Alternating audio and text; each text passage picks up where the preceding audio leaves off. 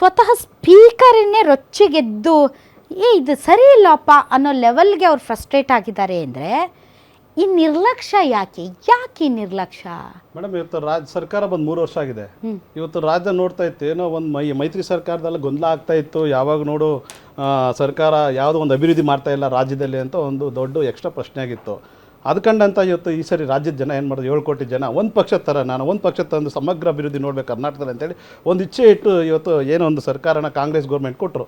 ಇವತ್ತು ಸಿದ್ದರಾಮಯ್ಯರು ಏನು ಮಾಡಿದ್ರು, 3 ವರ್ಷದಿಂದ ಬರೀ ಕಾಂಟ್ರವರ್ಸಿ ಸ್ಟೇಟ್ಮೆಂಟ್ ಮಾಡ್ಕೊಂಬಂದರು. ಆಮೇಲೆ 34 ಸಚಿವರಲ್ಲಿ ಇವತ್ತವರೆಗೂ ಸದನದಲ್ಲಿ ಕಂಪ್ಲೀಟ್ ಹಾಜರಾತಿರೋದು ಹಿಸ್ಟ್ರಿನೇ ಇಲ್ಲ. ಇವತ್ತು ಯಾವ್ಯಾವ ಸಚಿವರು ಯಾವ ಇಲಾಖೆಯಲ್ಲಿದೆ ಅಂತ ಇವತ್ತು ರಾಜ್ಯದ ಜನಕ್ಕೆ ಮಾಹಿತಿ ಇಲ್ಲ.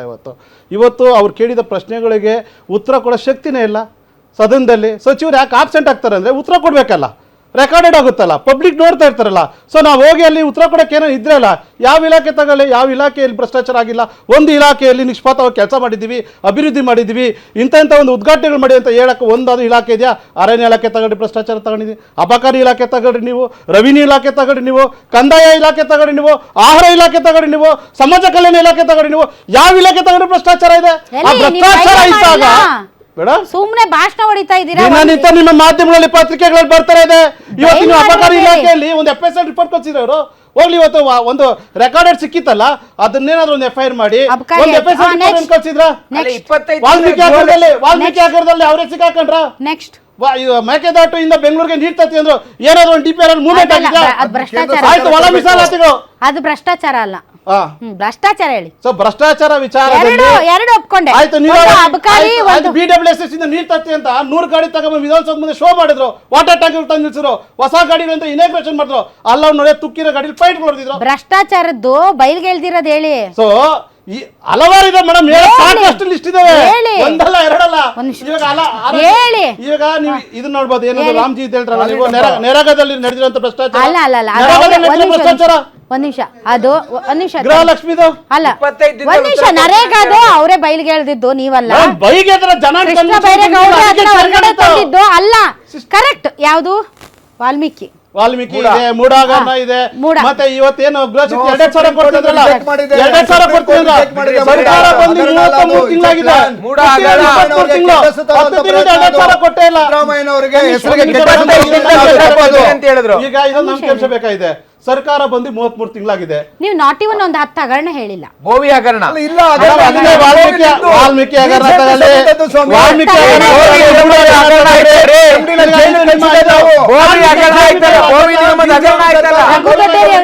ಈ ಕಾರ್ಯಕ್ರಮದಲ್ಲಿ ಅತಿ ಹೆಚ್ಚು ಮಾತಾಡಿದವ್ರು ನೀವು. ಬೇರೆಯವ್ರ ಅವಕಾಶ ಕಿತ್ಕೋಬೇಡ್ರಿ, ಒಂದ್ ಸ್ವಲ್ಪ ಸುಮ್ನೆ ಇರ್ರಿ. ನೀವು ಯಾವ್ದು ಒಂದು ಇಲಾಖೆ ಕೂಡ ಬಿಟ್ಟಿಲ್ಲ, ಎಲ್ಲಾ ಇಲಾಖೆ. ಇಲ್ಲ ಬಿಡಿ, ನೀವು ಸಮಯ ಇಲ್ಲ ಸರ್. ಈಗ ಕೇಳಿದಂತಹ ಪ್ರಶ್ನೆಗಳು ಏನು ಅನ್ನೋದು ತುಂಬ ಇಂಪಾರ್ಟೆಂಟ್.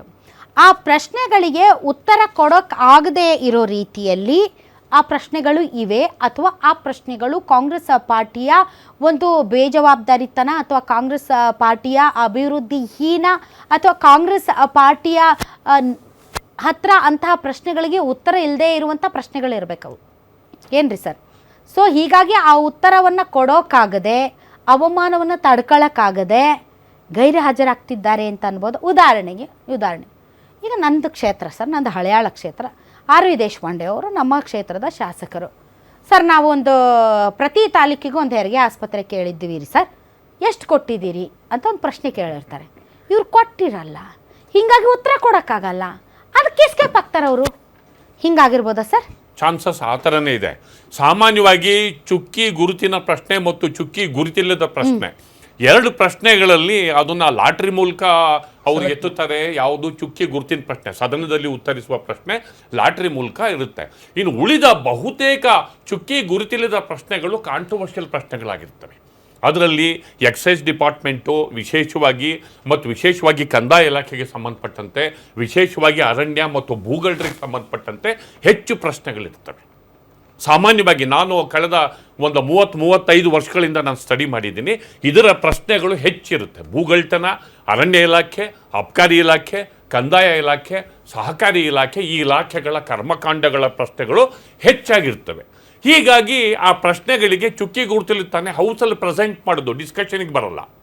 ಚುಕ್ಕಿ ಗುರುತಿಲ್ಲದ ಪ್ರಶ್ನೆಗಳು ಹೌಸಲ್ಲಿ ಚರ್ಚೆಗೆ ಬರಲ್ಲ, ಹೌಸಲ್ಲಿ ಪ್ರೆಸೆಂಟ್ ಆಗ್ತಾವಷ್ಟೇ. ಸದನದಲ್ಲಿ ಚುಕ್ಕಿ ಗುರುತಿದ ಪ್ರಶ್ನೆಗಳನ್ನು ಅಂಗೀಕರಿಸಲಾಗಿದೆ, ಯಾರೋ ಒಬ್ಬ ಮಂತ್ರಿ ಪ್ರೆಸೆಂಟ್ ಮಾಡ್ತಾನೆ. ಆ ಚುಕ್ಕಿ ಗುರುತಿಲ್ಲದ ಪ್ರಶ್ನೆ ಹೌಸಲ್ಲಿ ಚರ್ಚೆಗೆ ಬರಲ್ಲ, ಏನೋ ಒಂದು ಉತ್ತರ ಕೊಟ್ಕೋಬಹುದು. ಆದರೂ ಕೊಟ್ಟಿಲ್ಲ ಅಂತಂದ್ರೆ ಅಷ್ಟರ ಮಟ್ಟಿಗೆ ಸಚಿವರ ನಿರ್ಲಕ್ಷ್ಯ, ಅಧಿಕಾರಿಗಳ ನಿರ್ಲಕ್ಷ್ಯ ಎದ್ದು ಕಾಣ್ತಾ ಇದೆ. ಇವರಿಗೆ ಚಾಟಿ ಅಂದ್ರೆ ಸರ್, ಸರ್ಕಾರ ಅಂದ್ರೆ it's not a serious thing to do.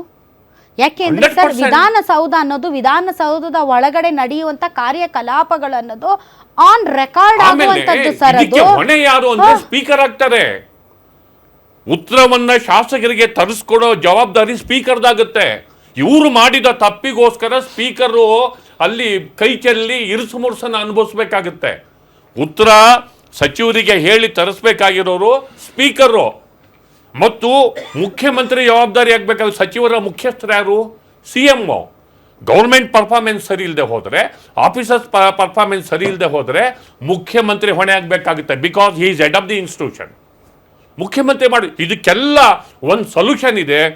ಸಚಿವರ ಪರ್ಫಾರ್ಮೆನ್ಸ್, ದಿಸ್ ಅಮೌಂಟ್ಸ್ ಟು, ಈ ಡೆವಲಪ್ಮೆಂಟ್ಸು ಸಚಿವರ ಪರ್ಫಾರ್ಮೆನ್ಸ್ ಆಗಬೇಕು ಅನ್ನೋದನ್ನು ತೋರಿಸುತ್ತೆ. ಸಚಿವರ ಪರ್ಫಾರ್ಮೆನ್ಸ್ ಎವ್ಯಾಲ್ಯೂಯೇಟ್ ಆಗಬೇಕೀಗ. ಸರ್ಕಾರ ಅಧಿಕಾರಕ್ಕೆ ಬಂದು 3 ವರ್ಷ ಆದರೂ ಕೂಡ ಯಾವ ಸಚಿವ ಏನು ಡೆವಲಪ್ಮೆಂಟ್ ಮಾಡಿದ್ದಾನೆ, ಯಾವ ಡಿಸ್ಟ್ರಿಕ್ಟ್ ಇನ್ಚಾರ್ಜ್ ಮಿನಿಸ್ಟ್ರು ಆ ಜಿಲ್ಲೆಗೆ ಎಷ್ಟು ಸರಿ ಹೋಗಿದ್ದಾರೆ, ಡಿಪಾರ್ಟ್ಮೆಂಟಲ್ ಮೀಟಿಂಗ್ ಕರೆದಿಲ್ಲ ಕೆಲವು ಮಂತ್ರಿಗಳು. ಆ ಮಂತ್ರಿಗಳ ಹೆಸರೇ ಗೊತ್ತಿಲ್ಲ ತುಂಬ ಜನಕ್ಕೆ.